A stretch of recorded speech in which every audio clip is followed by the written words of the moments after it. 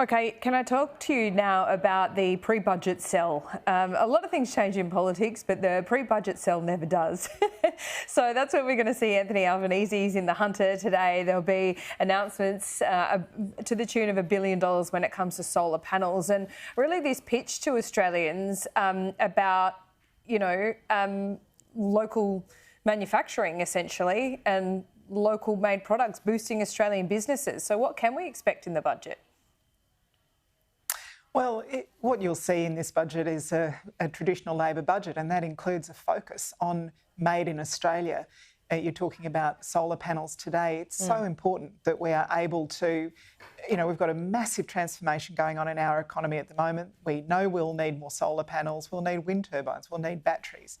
Wherever we can, we obviously want to see Australian materials, Australian know-how and Australian products when it comes to meeting that demand.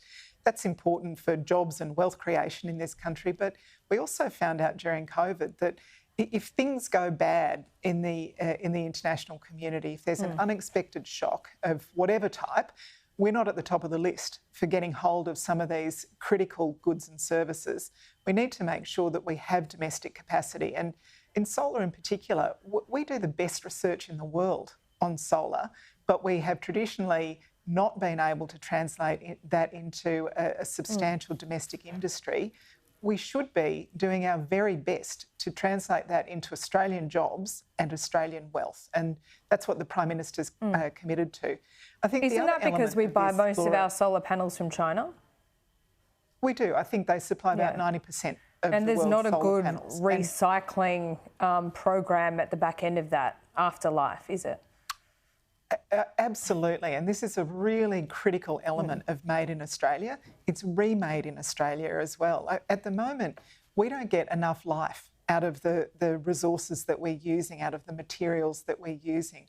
We really should be creating batteries, panels, wind turbines with the thought that in a decade or 2 or 3 decades' time, we don't want those things to end up in landfill. They're full of absolutely valuable materials. We need to be thinking now about how we recycle in the future to prevent that stuff going into landfill and get maximum value out of the precious metals and the materials that are so vital to this transformation in our economy.